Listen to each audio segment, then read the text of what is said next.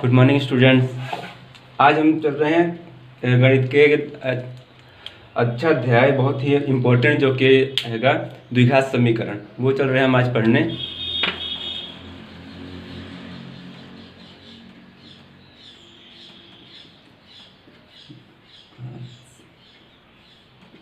द्विघात समीकरण। अब यहाँ पे बात फंसती है कि द्विघात, जैसे चैप्टर के नाम से पता चल रहा है हमको कि यहाँ पे क्या किसके बारे में अध्ययन करेंगे। हम यहाँ पे द्विघात समीकरणों के बारे में अध्ययन करेंगे, उनके क्या क्या प्रॉपर्टीज होती हैं, उनसे कैसे सवाल लगा सकते हैं, इन सब का हम अध्ययन यहाँ पे करने चल रहे हैं। तो यहाँ पे सबसे पहला हम समझते हैं द्विघात समीकरण है क्या। द्विघात समीकरण क्या है? एक होता है द्विघात समीकरण हमारा, और एक होता है द्विघात बहुपद। सबसे पहले यही देख लेते हैं दोनों में क्या है अंतर। द्विघात बहुपद, दोनों में क्या क्या है अंतर। अगर हम बात करें द्विघात समीकरण की, तो अगर हम इसे लिखना चाहें अपने फॉर्म में, तो ax² + bx + c = 0। अगर यही हम बहुपद के रूप में लिखें तो ax² + bx + c। अगर हम देखें दोनों में अगर हम ध्यान से देखें तो हमको फर्क दिख रहा है कि बहुपद जो होगा उसमें बराबर नहीं लगा, बराबर के बाद 0 नहीं लगा होगा। और वही देखें हम समीकरण में तो बराबर के बाद क्या लगा होगा? 0। और द्विघात समीकरण की अगर हम परिभाषा की बात करते हैं तो दोनों में देखने पता चल रहा है कि द्विघात शब्द दोनों में लग रखा है। द्विघात, द्वि का मतलब होता है दो, द्वि का मतलब होता है हमारा दो। और घात के लिए क्या होता है हमारा? पावर। जो हमारी यहाँ पे ये लिख रखी है, यही क्या है? हमारी घात है। और घात किसकी? वो भी घात। यक्ष जो हमारा क्या है? यही हमारा क्या है? चर पद। यानी कि चर पद की अधिकतम घात कितनी होनी चाहिए? चर पद की अधिकतम घात 2, यानी जिसमें चर पद की अधिकतम घात कितनी होगी? 2। वो कैसा समीकरण कहलाएगा? हमारा द्विघात समीकरण। तो द्विघात समीकरण, हम आशा करते हैं द्विघात समीकरण अच्छी तरह समझ चुके होंगे। तो अब चलते हैं इसके क्वेश्चंस की ओर। कैसे इसमें इसका क्या मानक समीकरण है, कैसे इसके क्वेश्चंस लगेंगे। सबसे पहले इसके मानक समीकरण की बात करते हैं। सबसे पहले इसके मानक समीकरण, इसका मानक समीकरण कैसे होता है। अब द्विघात समीकरण जैसे ये सब हुए, तो यही हमारा मानक समीकरण भी होता है, जहाँ पे ax² + bx + c = 0। जहाँ पे हमारे a, b और c ये तीनों हमारे होते हैं वास्तविक संख्याएं। तीनों कैसी संख्याएं होंगी? हमारी वास्तविक संख्याएं। और जहाँ a और b 0 के बराबर नहीं हो सकते हैं, तो अगर a 0 के बराबर नहीं होगा, b 0 के बराबर हो जाए, तब भी कोई असर नहीं पड़ेगा समीकरण पे, क्योंकि हमको क्या चाहिए? चर पद की अधिकतम घात 2 चाहिए। अगर देखिए, अगर हम a = 0 अगर रख देंगे, 0x² + 0x + 0 = 2x + 3 = 0। अगर यहाँ पे हम देखें तो x² के जो साथ में अचर पद आया है, जो अचर पद आया कितना हो गया हमारा? 0। तो क्या ये द्विघात समीकरण कहलाएगा? ये द्विघात समीकरण हमारा नहीं होगा। लेकिन अगर हम वहीं पर इसे हम x² + 0x + 5 = 0 लिखें, तो ये हमारा द्विघात समीकरण होगा। क्यों होगा? क्योंकि इसमें हमारे चर पद की अधिकतम घात कितनी दिख रही है हमको? 2 दिख रही है ना। चर पद की अधिकतम घात कितनी दिख रही है हमको? 2। अधिकतम घात, हमको चर पद की अधिकतम घात से मतलब है, और हमको किसी चीज से मतलब नहीं है इसमें द्विघात समीकरण में। अगर हम इसको सही तरह लिखें तो हम इसको ऐसे भी लिख सकते हैं। तो ये क्या है? हमारा एक द्विघात समीकरण। तो अब अभी तक देखा कि हम द्विघात समीकरण होता क्या है। अब देखते हैं इसके सवाल कैसे कैसे हमको लगाना है, सवाल कैसे इस पे लगेंगी, एग्जाम में कैसे सवाल आएंगी, ये सब देखते हैं। तो हम जिस किताब से हल करा रहे हैं उसका नाम है डॉक्टर मनोहरे किताब से। अगर आप भी लेना चाहें, बहुत अच्छी किताब है, बहुत ही इससे ले भी सकते हैं।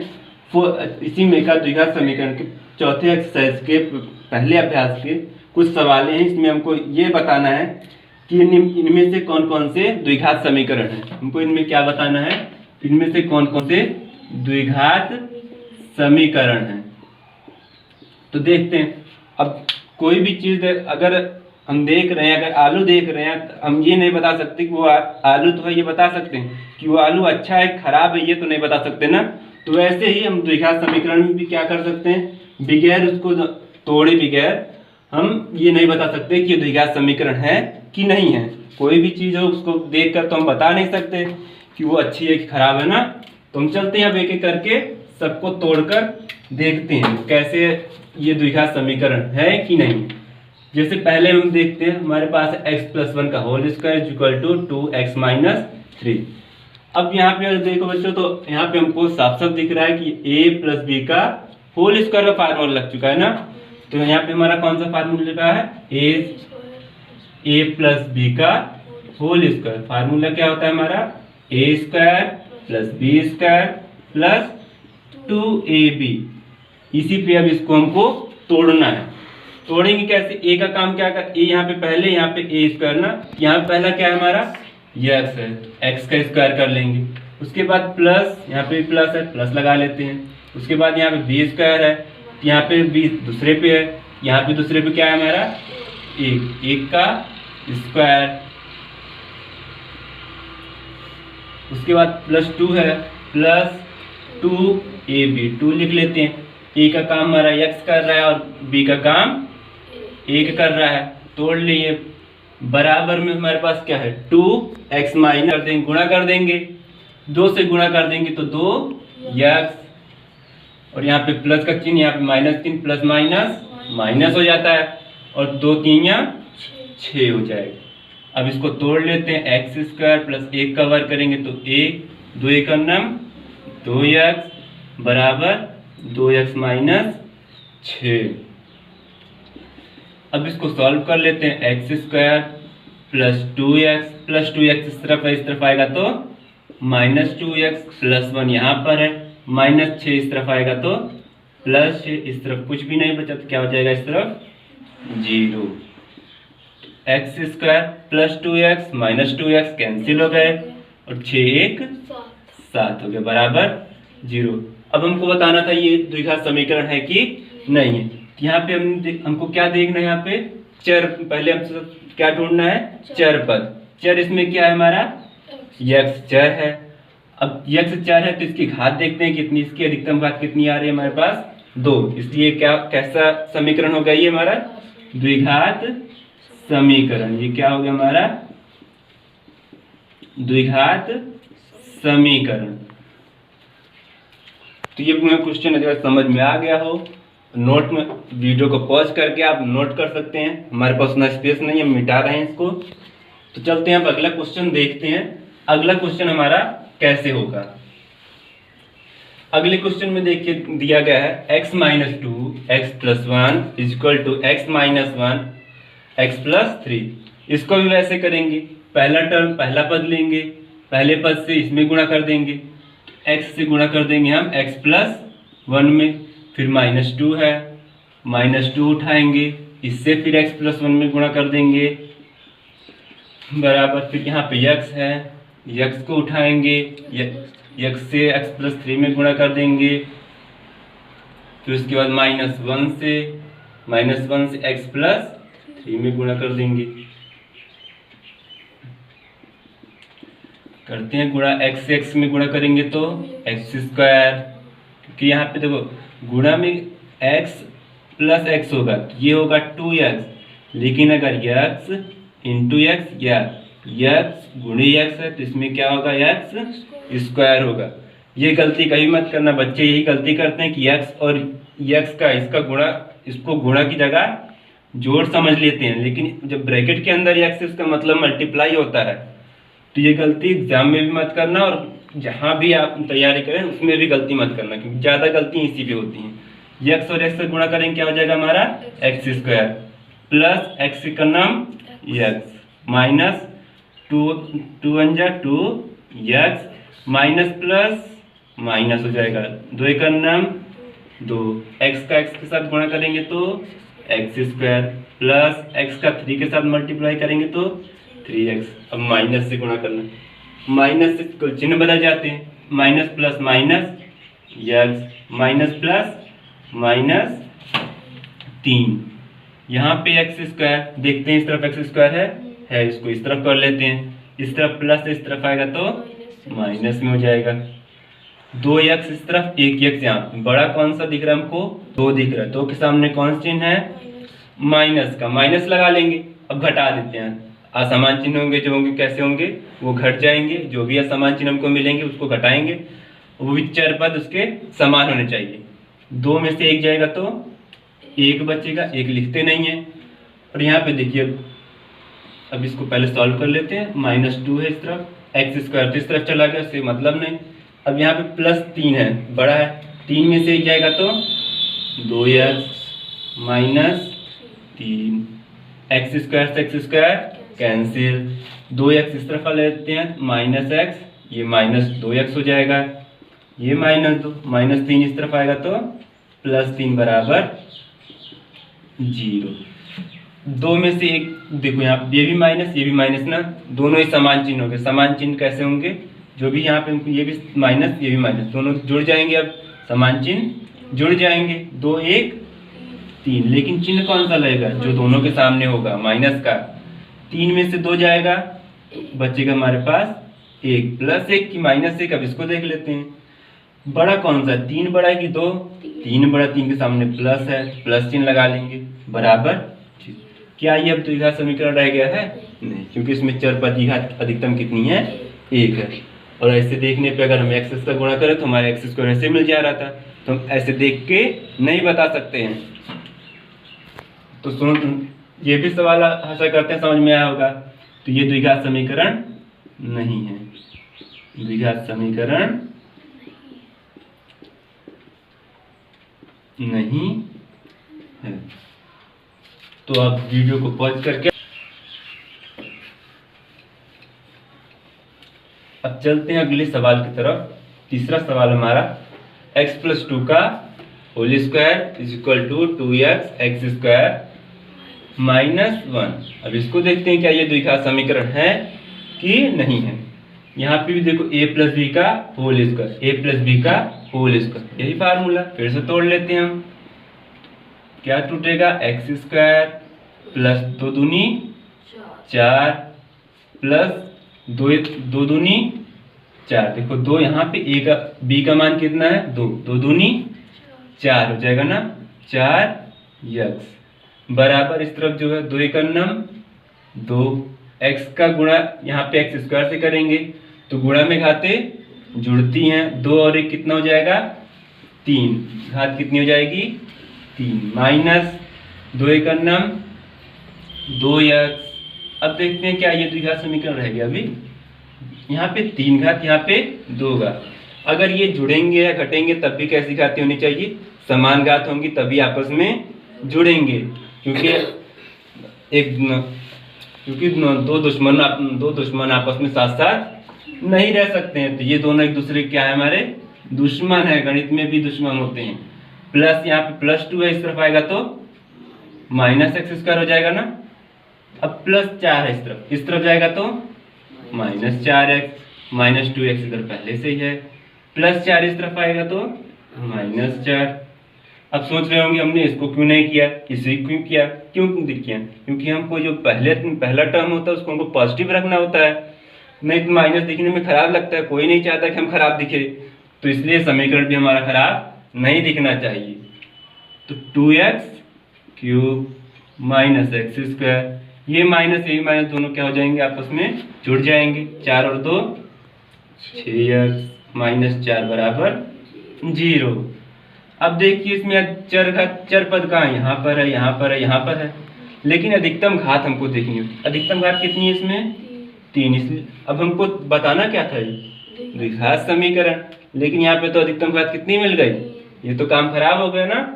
ये कैसा समीकरण हो गया हमारा, एक त्रिघात समीकरण हो गया, लेकिन हमको द्विघात बताना था, इसलिए द्विघात समीकरण नहीं है, द्विघात समीकरण नहीं है। तो अब लास्ट क्वेश्चन की तरफ चलते हैं। चलो अब चौथा क्वेश्चन देख लेते हैं। चौथा क्वेश्चन हमारे पास है x² + 3x + 1 = x - 2 का होल स्क्वायर। तो एक तरफ हमारे पास पहले से टूटा फूटा पड़ रखा है, उसको वैसा का वैसा लिख लेते हैं। अब आप बने बनाए काम बिगाड़ने में बहुत माहिर होते हैं, तो ये बना बनाया है, इसको बिगाड़ते हैं, इसको भी इसी फॉर्म में लेके आते हैं। चल यहाँ पे, लेकिन यहाँ पे अभी तक हमने क्या पढ़ा था, प्लस में, लेकिन यहाँ पे माइनस आ गया। तो फार्मूला हमारे पास एक हैगा a - b का होल स्क्वायर का। तो इसका फार्मूला तोड़ लेते हैं। याद होगा, क्लास 8 में पढ़ चुके होंगे। क्या होता है, a² + b² - 2ab। कई स्टूडेंट यहाँ पे माइनस कर देते हैं क्योंकि यहाँ पे माइनस होता है, लेकिन ऐसा करना नहीं है। यहाँ पे हमको प्लस में ही रखना है। याद करने के लिए क्या कर सकते हैं, a + b, a - b दोनों में है, तो पहला टर्म इतना याद रखिए। उसके बाद यही याद रखना है कि +2ab, यहाँ पे -2ab, +2ab और -2ab बदलता है, a² + b² हमेशा बराबर रहेंगे। तो चलते हैं अब इसको तोड़ते हैं, a - b का होल स्क्वायर। तो पहले पद का वर्ग कर लेंगे, प्लस दूसरा पद क्या है हमारा 2, 2 का वर्ग करेंगे कितना हो जाएगा, 4 हो जाएगा, माइनस 2 गुणे a कितना है, x है, b कितना है, 2 है, 2 को लिख लेते हैं। तो आगे करते हैं हम, x² + 4 - 2 दूनी 4x। यहाँ पर भी x² इस तरफ, x² इस तरफ आएगा, माइनस में हो जाएगा, प्लस 3x, 4x इस तरफ आएगा तो प्लस 4x, +1, +4 इस तरफ जाएगा तो -4 इस तरफ, कुछ नहीं बचेगा। x² से x² कैंसिल हो जाएगा, तो 3x और 4x कितने हो जाएंगे, 7x, -4 में से 1 जाएगा तो 3 बच जाएगा, क्योंकि 4 बड़ा है और दोनों में प्लस माइनस अलग अलग चिन्ह है, और बड़ा कौन सा 4 है, इसलिए 4 के सामने कौन सा चिन्ह है, माइनस, तो माइनस लगेगा। तो देखिए ये भी द्विघात समीकरण लग रहा है, नहीं लग रहा है। यहाँ पे भी 2 घात है, यहाँ पर भी 2 घात, देखने से तो साफ साफ पता चल जा रहा है कि द्विघात समीकरण होगा, लेकिन ऐसा कुछ नहीं है, इसमें भी ये भी द्विघात समीकरण नहीं है, नहीं। तो आशा करते हैं क्वेश्चन से आप समझ गए होंगे कि द्विघात समीकरण कैसे फाइंड करेंगे, कैसे पता करेंगे, ये तो पता चल चुका होगा। अब आगे देखते हैं इसमें किताब में और क्या क्या दिया गया है। अगले क्वेश्चन की तरफ देखते हैं। अब अगला क्वेश्चन लिख रखा है, 2 धनात्मक पूर्णांकों का गुणनफल। यहाँ पे जो पूरा क्वेश्चन है, 2 धनात्मक पूर्णांकों का गुणनफल कितना होना चाहिए हमारे पास, 306 होना चाहिए। इसको हमको समीकरण के रूप में बताना है कि द्विघात समीकरण के रूप में हम इसको अगर लिखना हो तो कैसे लिखेंगे। तो हम गणित की भाषा में हमको लिखना हो तो गणित का एक सिंपल सा फंडा क्या होता है कि अगर हमको कुछ नहीं पता है तो मान लेते हैं, गणित मानने पर टिकी रहते जाते करके, तो मान लेंगे, माना कोई धनात्मक पूर्णांक, माना कोई धनात्मक पूर्णांक x है, कोई धनात्मक पूर्णांक क्या है, x है। तो हमको चाहिए कितने पूर्णांक, 2 धनात्मक पूर्णांक। तो पहला हम x मान चुके हैं, दूसरा धनात्मक पूर्णांक। और द्विघात समीकरण पढ़ रहे हम देखे थे उसमें कि केवल एक ही चर पद आना चाहिए था ना, तो एक x है तो दूसरा मानते हैं x + 1, क्योंकि 2 धनात्मक पूर्णांक कह रहा है, वो भी 2 क्रमागत, यहाँ पे शब्द है एक क्रमागत शब्द, 2 क्रमागत कह रहा है। क्रमागत पहली x होगी, दूसरी क्या हो जाएगी, x + 1 होगी। तो इसी में कह रहा है, इसका क्या कह रहा है हमको लिखने के लिए, गुणनफल। गुणा करते हैं, अगर 1 और 2 का गुणा करें तो हम ऐसे लिखेंगे ना, x और x + 1 का गुणा करेंगे तो ऐसे लिखेंगे। अब इसको गुणा करने पे कितना आएगा, 2 आएगा, तो इनका गुणनफल कितना आ रहा है, 306 आ रहा है। तो 306 कैसे लिखे, बराबर करके 306 लिख देंगे। तो ये हमारा समीकरण तैयार हो गया। अब इसका गुणा कर लेते हैं, एक्स गुणा एक के साथ करेंगे तो एक्स स्क्वायर, एक्स गुणा एक के साथ करेंगे तो एक्स बराबर 306। 306 को बराबर किस तरफ ला लेते हैं, तो ये कितना हो जाए -306 बराबर 0। तो हमारा समीकरण बन के तैयार है। अगला क्वेश्चन हम देखते हैं। हमको 11 क्वेश्चन दिया गया है। एक रेलगाड़ी 480 किलोमीटर समान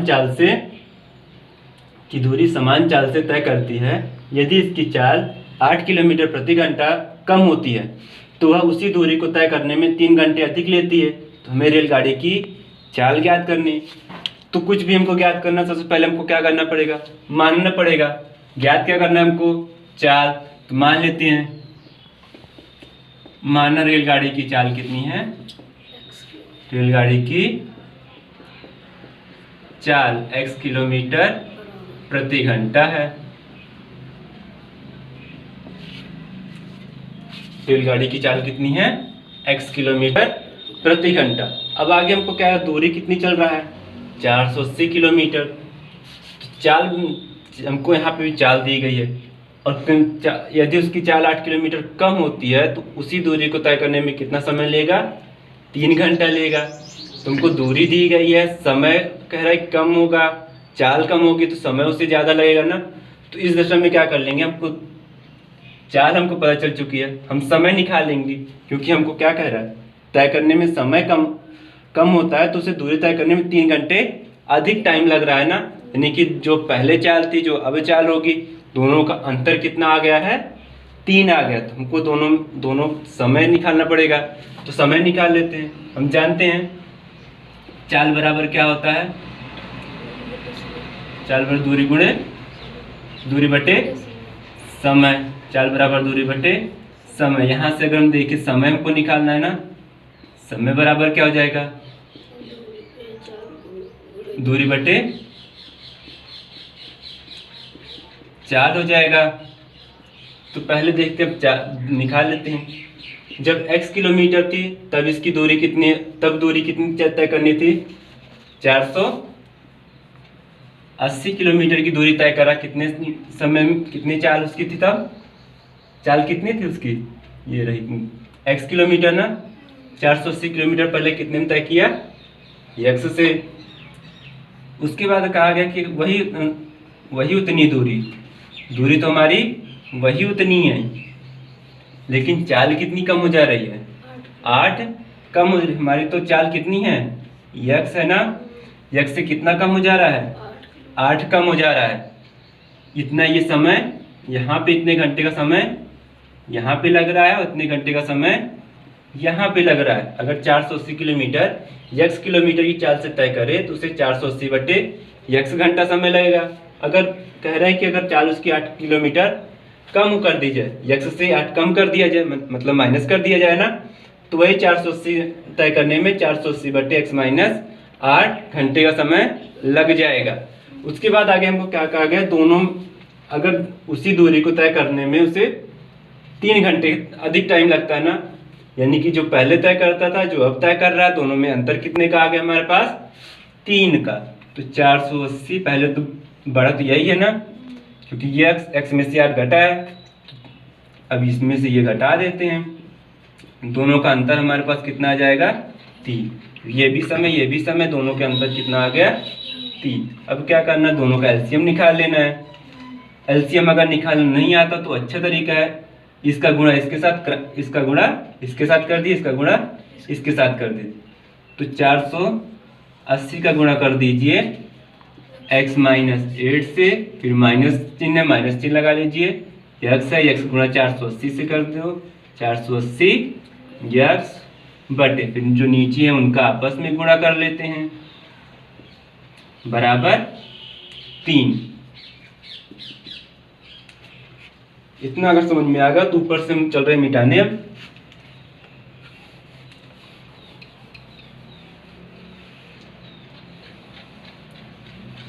देखिए, अब आगे 480 अब बटा 1 करके इसका पहले क्रॉस गुणा कर लेते हैं, 1 से इसमें गुणा कर लेते हैं।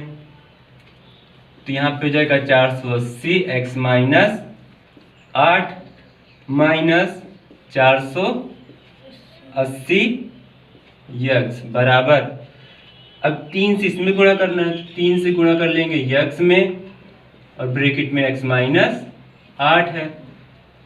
अब जो हमको समीकरण मिल गया इसी को क्या कर लेते हैं, सॉल्व कर लेते हैं। 480 में x से गुणा करेंगे तो 480 यक्स। अब लंबा गुणा लग रहा होगा तो 480 को हम ऐसे लिख लेते हैं, 480 गुणे यक्स माइनस 480 यक्स। 3 से इसमें गुणा करेंगे 3 यक्स स्क्वायर माइनस 8 त्रिक 24 यक्स हो जाएगा ये। देखिए अब आगे सॉल्व करते हैं। 480 यक्स, देखिए 480 यक्स यहाँ पे भी 480 यक्स यहाँ पे ये प्लस में, यहाँ पे ये माइनस में, ये दोनों आपस में क्या हो जाएंगे, कैंसिल। इन दोनों को गुणा कर, इन दोनों को ऐसे का ऐसा लिख लेते हैं बराबर। यहाँ पे जो है इसको भी ऐसे कर लेते हैं। अब इसको पक्षांतर गुणा करके पक्षांतर कर लेते हैं। 3x स्क्वायर यहाँ पे इसको ऐसे रहने देते हैं, 24x इसको रहने देते हैं। या एक काम कर सकते हैं, इसमें कॉमन कर लेते हैं। पहले इसमें 3 कॉमन दिख रहा है ना, तो 3 कॉमन कर लेते हैं तो समीकरण जो लिखना है हमको आसान हो जाएगा। 3 कॉमन कर लेंगे तो यहाँ पे x स्क्वायर 3 अठे 24 हो जाएगा, यक्स तो यक्स रह जाएगा। यक्स इसलिए कॉमन नहीं कर रहे हैं क्योंकि हमको यक्स द्विघात समीकरण के रूप में हमको प्रदर्शित करना है।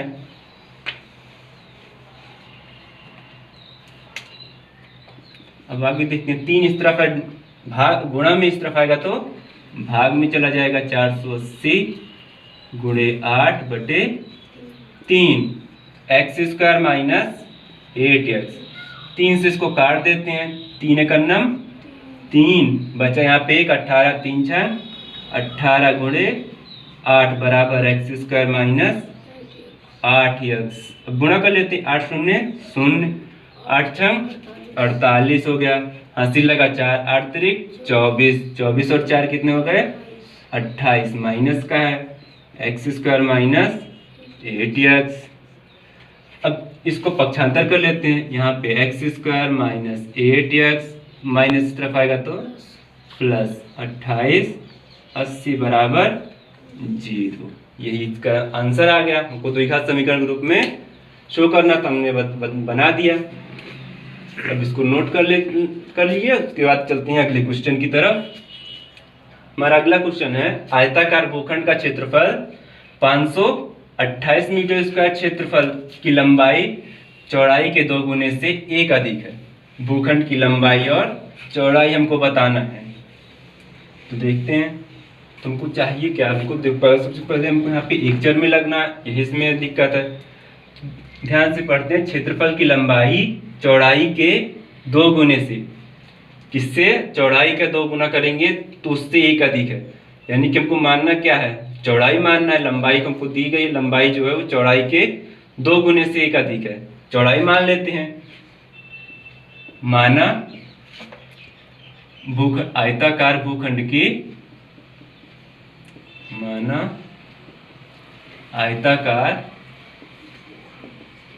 भूखंड की चौड़ाई यक्स, और यहाँ पे जो बीमा है वो मीटर यूज हुआ है, मात्रक जो है मीटर में है तो मीटर में मानेंगे। चौड़ाई x मीटर, चौड़ाई हमारे पास x मीटर आ गई। लेकिन ये दिया क्या गया था हमको, क्षेत्रफल के बारे में दिया गया था ना। आयताकार भूखंड का क्षेत्रफल हमको दिया गया था, तो लंबाई x है, चौड़ाई क्या मानेंगे। तुमको लंबाई और चौड़ाई ज्ञात भी करनी है। तुमको जो दिया गया सबसे पहले लिख लेते हैं। आयताकार भूखंड का क्षेत्रफल हमको 528, चौड़ाई तो हमको पता चल चुका है। क्षेत्रफल की लंबाई चौड़ाई के 2 गुने से 1 अधिक है। तो इसमें हमको बात किसकी की गई है, इसमें क्षेत्रफल की। तो हम सबसे पहले आयत का क्षेत्रफल ही देख लेते हैं। आयत का क्षेत्रफल होता है क्या हमारे पास, लंबाई गुणे चौड़ाई, लंबाई गुणे चौड़ाई। और यहाँ पे हमको क्षेत्रफल कितना दिया गया है, 528 मीटर पहले दिया गया है। लंबाई चौड़ाई मान चुके हैं, तो हमको लंबाई ज्ञात करना है। चौड़ाई कितनी है हमारी यक्स, तो यहाँ से हमारी लंबाई कितनी आ जाएगी, यक्स का इस तरफ गुणा में इस तरफ आएगा तो भाग में आ जाएगा 528 बटे यक्स मीटर। ये आ गई हमारी लंबाई। लेकिन क्या कहा गया, ये तो हमारे इसके लिए कहा गया था लंबाई और चौड़ाई ज्ञात करने के लिए, लेकिन हमको यहाँ पे क्वेश्चन में क्या कहा गया है, लंबाई चौड़ाई के 2 गुने से 1 अधिक है। तो लंबाई हमारी कितनी निकली है 528 बटे यक्स और चौड़ाई कितनी हमारी यक्स है। अब जो कहा गया क्षेत्रफल के लिए बात थी, जो लंबाई और चौड़ाई के किससे, चौड़ाई के 2 गुने ना, चौड़ाई यहाँ पे इसके 2 गुने से कितना ज्यादा है, 1 ज्यादा है। अब इसी का बटे 1 माने क्रॉस गुना कर लेते हैं। 528 का नंबर यक्स गुणा इसमें करेंगे तो ये हो जाएगा 2x स्क्वायर प्लस यक्स बराबर 528 का number 528, 2x square plus x, ये इस तरफ आएगा तो माइनस 528 बराबर 0। ये आ गया इसका आंसर। चलिए अब लास्ट क्वेश्चन, इस एक्सरसाइज का लास्ट क्वेश्चन कह रहे रोहन की माँ उससे 26 वर्ष बड़ी है। इतने से पहले लेते हैं हमको क्या क्या लिखना है, रोहन की माँ उससे 26 वर्ष बड़ी है। कौन बड़ा है, माँ बड़ी है ना, तुमको कम को मानना पड़ेगा, रोहन की आयु को मानना पड़ेगा ना। तो मानते हैं, माना रोहन की आयु, माना रोहन की आयु कितनी है, यक्स वर्ष है। रोहन की आयु यक्स वर्ष है। उसके बाद कह रहे उसकी माँ की आयु कितनी है, उससे 26 वर्ष ना, बड़ी है। तो माँ की आयु रोहन कितने का है, यक्स का, यक्स से 26 साल बड़ी उसकी माँ है, एक्स प्लस 26 हो जाएगा। अब आगे क्या कहा गया, उनकी आयु, जो इनकी आयु इसकी आयु दोनों का गुणनफल करते हैं, दोनों का गुणनफल कर दें तो 3 वर्ष पश्चात 360 हो जाएगी। तो सबसे पहले हमको यहाँ पे क्या शब्द आ गया, 3 वर्ष पश्चात। ये निकाल लेते 3 वर्ष पश्चात इनकी आयु क्या होगी ना, तो ये क्या कर लेते सबसे पहले 3 वर्ष पश्चात, 3 वर्ष पश्चात रोहन की आयु देखते हैं क्या होगा, रोहन की आयु पश्चात अगर समझ में आ तो बाद शब्द समझ में आ रहा होगा। बाद कब होगा, यानी कि अभी आपकी आयु अगर 10 वर्ष है तो 3 साल बाद कितनी हो जाएगी, 3 साल बाद की बात हो रही ना, यानी कि प्लस हो जाएगा, बता दो 13 हो जाएगा। तो वही बात है यहाँ पर भी, अगर रोहन की यक्स है तो 3 साल बाद कितनी हो जाएगी, यक्स अभी है तो 3 साल के बाद कितनी हो जाएगी, एक्स प्लस 3 वर्ष। और माँ की आयु वैसे ही, माँ की आयु भी 3 वर्ष बाद बढ़ जाएगी। अभी x प्लस 26 है, 3 साल बाद 3 और जुड़ जाएगा ना, तो 26 3 29, इतने वर्ष की हो जाएंगी माँ। अब क्वेश्चन पे चलते हैं। दोनों कह रहा है कि जो उनकी 26 वर्ष बड़ी है, उनकी आयु का गुणनफल अब से 3 वर्ष पश्चात 360 हो जाएगा। अब से 3 वर्ष पश्चात, 3 वर्ष पश्चात जो आएगा उसका गुणनफल करने पर, जो अब से 3 वर्ष पश्चात जो आयु आएगी उनका गुणनफल कर लेंगे तो कितना आ जाएगा हमारा 360। इसको सॉल्व कर लेते हैं, हमारा समीकरण बन के तैयार हो जाएगा। x का गुणा x के साथ करेंगे तो एक्स स्क्वायर, एक्स का गुणा 29 के साथ कर लेते हैं, 29x हो जाएगा। 3 का गुणा x के साथ करेंगे तो 3x हो जाएगा। 29 गुणा 3 के साथ करेंगे, देखते हैं कितना होता है, 30 3 या 90, और मतलब 30 से कम, 30 से कम है, 3 इसमें से माइनस कर देते हैं, तो माइनस कर देंगे कितना आ जाएगा, ये 87, यानी कि यहाँ पे हमारा कितना आएगा 87 आएगा, बराबर 360। तो इसको सॉल्व कर लेते हैं। एक्स स्क्वायर 29 और 3 कितना हो जाएगा, 9 3 12 होता है ना, 32x बराबर 360। 87 को इस तरफ कर लेते हैं, माइनस 87 x² प्लस 32x बराबर 10 में से 7 जाएगा तो 3 बच जाएगा, 5 बचा, 15 में से 8 जाएगा तो 7 बच जाएगा। यहाँ पे बचा कितना 2, 2 का 2 ऐसे उतार देंगे। ये हमारा इस क्वेश्चन का आंसर। आशा करते हैं ये चैप्टर आपको समझ में आया हो। ये अभ्यास कल हम नए अभ्यास पे चलेंगे, दूसरे अभ्यास पे, उसके बाद उससे पहले हम कुछ जान लेंगे। तो थैंक यू फॉर वॉचिंग।